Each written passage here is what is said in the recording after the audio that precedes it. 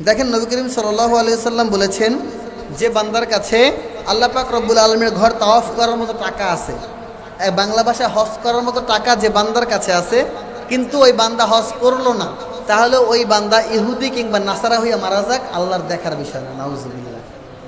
কথা বুঝছেন? কে বলেছে?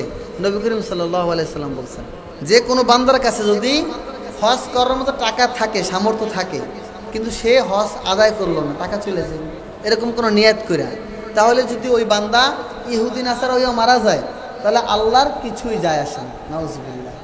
টাকা দেওয়ার মালিক কে ভাই? আল্লাহ। টাকা দেওয়ার মালিকও আল্লাহ, খরচও করবেন আল্লাহর পথে, ঠিক না? বলে কেমন আল্লাহর পথে খরচ করবেন? আপনি বাসায় বাজার করবেন খানার জন্য না, ধরেন চাল কিনলেন, ডাইল কিনলেন, যা যা দরকার কিনছেন, সরঞ্জাম তরকারি, তো এগুলো কিনছেন কেন? আপনি খাওয়ার জন্য। বিষয়টা দেখেন যে আপনি কিনেছেন খাওয়ার জন্য, এটাও কিন্তু ইবাদত। কেমন ইবাদত?